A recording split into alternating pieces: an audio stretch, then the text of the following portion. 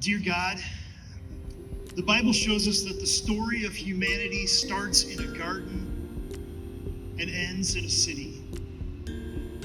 At the beginning of the story in the garden, you, God, create all things and you call them good. In fact, you call your creation very good.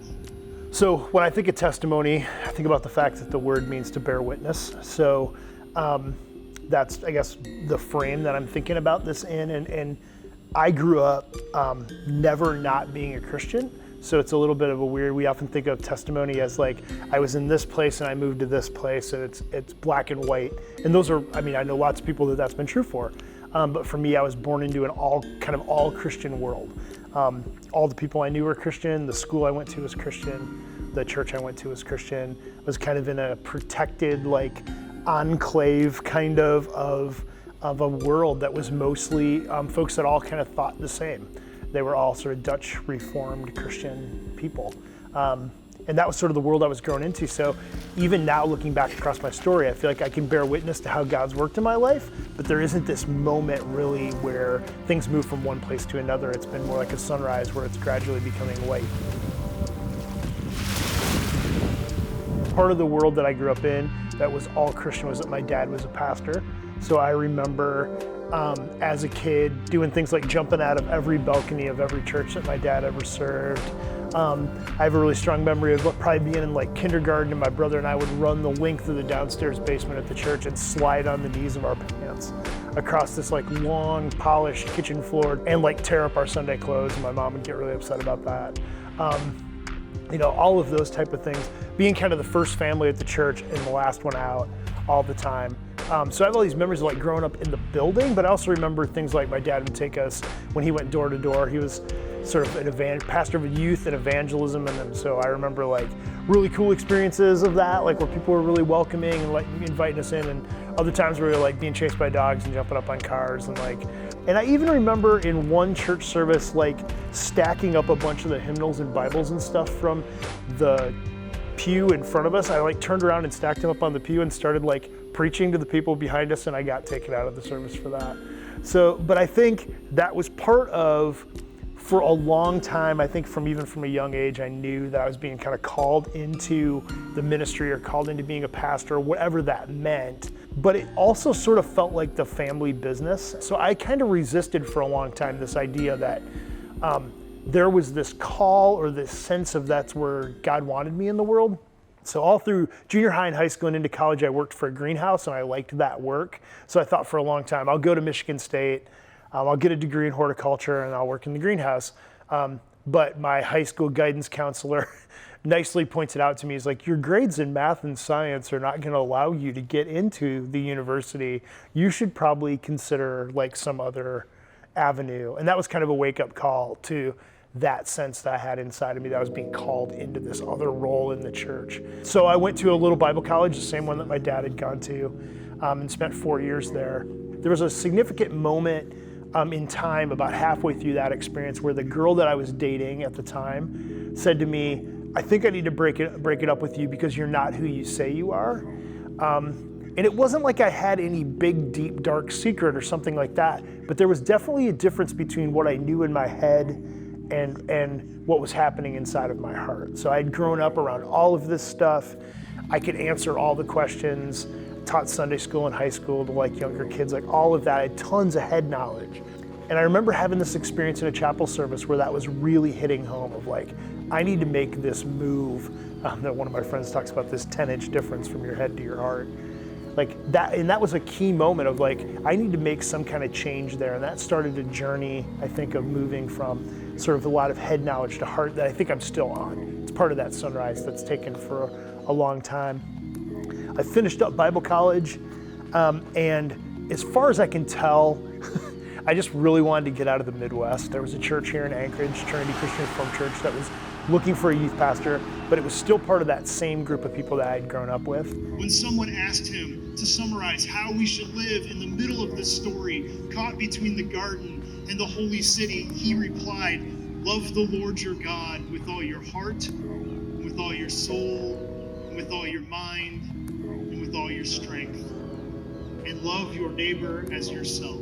but I came up here and began doing youth ministry. And when I arrived in town, one of the cool things that happened was there was a huge youth pastor network in the city at the time. And I was meeting with 3 other youth pastors kind of on the northeast side of town, when somebody had this idea of like, wouldn't it be great if we started a coffee shop where kids could come in and experience the love of Jesus? And I was like, we all were like, yes, that's a great idea. But I think inside, and I can't speak for any of the other guys that were in the room, but I think inside of my head, it was like, this is a great idea, and if somebody gives us $1 million, we will totally do that. But like, I don't think I ever really believed like it could happen. And the idea just kind of bumped along for years and years and years, for probably 4 or 5 years. It would come up every once in a while, somebody would be like, yeah, when we build that teen center. But it actually sort of happened, and it became Parachutes Teen Club and Resource Center. So we're here at the second location of Parachutes. After being in the Diamond Center for about a decade or 12 years, we spent the last couple years of operation in this space on Lake Otis. The mission of Parachutes was to demonstrate the unconditional love of Jesus to teenagers by seeking to meet their physical, social, and spiritual needs. But really what that meant was that we were living in community with high-risk and street-involved youth. And the youth that started coming through the doors were totally different than what I had been used to my whole life. And the youth that I'd been trained to do youth ministry with. And we had to start asking this question of like, so now what do we do? Like, we felt like this is the thing we're supposed to do. But like, how do we transmit either Jesus or what we know? Like, how do we build a community here? All those types of questions. And it became really formative for me in a lot of ways because I thought I had so much stuff to tell these youth. So they taught me a lot about what it means to embrace someone that's different than you are, what it means to bear witness. So I started out talking about bearing witness, but what does it mean to bear witness to the lives of the youth that I knew and know, and to bear witness to who Jesus is? And that was my experience at Parachutes as well, as like being able to see where God was at work in different ways than I had ever seen before, and in people's lives that were totally different than what I was doing. A lot of memories of this place and the other one. But the downside of that is, much like my dad, I was willing to do like whatever it took to keep the teen center open. In fact, my first boss asked me for a job description. I literally took a Post-it note and wrote down whatever it takes and gave it back to him. But that ended up just being a horrible way to live. And a really small thing happened, like there was a leak underneath my house, underneath my trailer. I had to go down there to figure out what was going on. And when I came back up and sat down in our dining room, my wife was like, "Are you all right?" And I'm like, "I don't think I am." And it kind of led to this sort of, I don't know what term you want to use, I never got diagnosed, but sort of a breakdown or burnout or whatever. And again, it was this idea that there was a disconnect between what I felt like God wanted me to do, but also not really spending a lot of time with God, more doing stuff for God than being with God. And again, it was almost like that same movement from my head to my heart that needed to happen and still needs to happen, but this movement between like doing to being. And that kind of started a journey, I don't know how many years ago that was, 6, 7 years ago, of trying to figure out what that means, that God isn't just somebody who wants me to do something, a mission to fulfill, but wants to have a relationship with me. And that was something I should have known from the very beginning. People have been telling me this my whole life. But I think one of the most powerful ways that it happens for me is like when things aren't going very well, it feels like God shows up in really profound ways. So about 10 years ago, my wife was diagnosed with breast cancer. And I think the gift for me in that helped my headspace or helped me process was the master's program that I was in. Half the classes were taught by an organization that, as one of its values, talks about seeing and celebrating good news in hard places. And I think I had begun to see exactly what I was just talking about, that God shows up in these really difficult places. Another phrase that organization, it's called Street Psalms, uses is that grace is like water. It flows downhill in pools in the lowest places. So I think I had those bits in my mind when that diagnosis happened. I'd already been thinking about this idea of how does God show up in in our low places, in our struggles. But I also think it's one of those things that all of us end up having in life at different points where it's like, this is either real or it's not. And I think we usually have a choice of like, we either, in good and bad ways, we either double down on the ways that we've been following God, or it opens up a new understanding.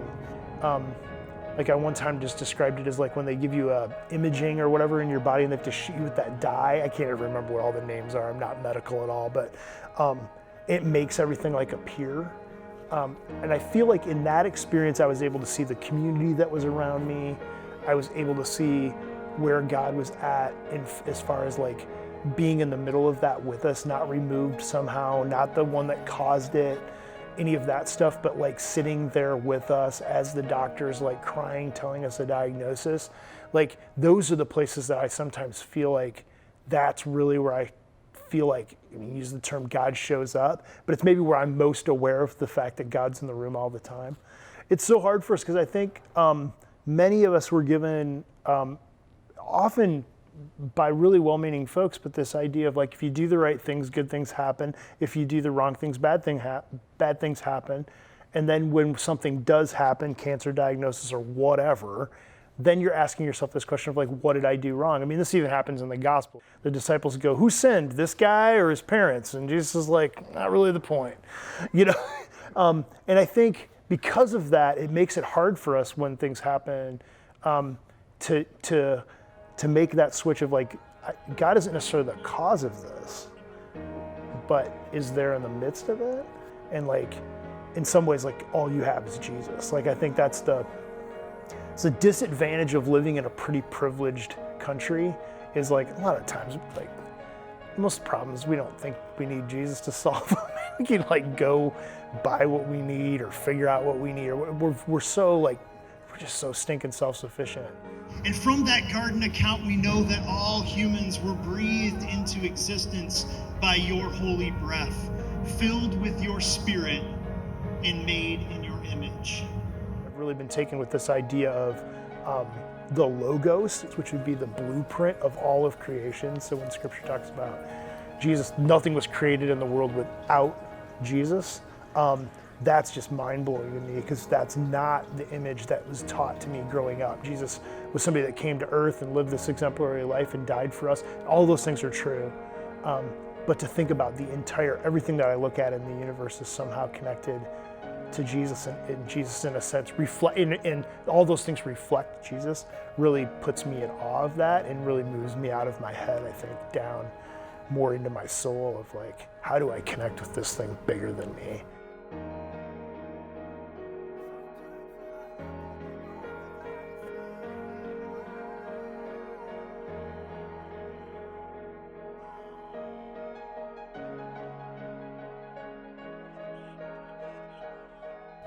If you have been moved by this video or by any other video on this channel, please click the subscribe button.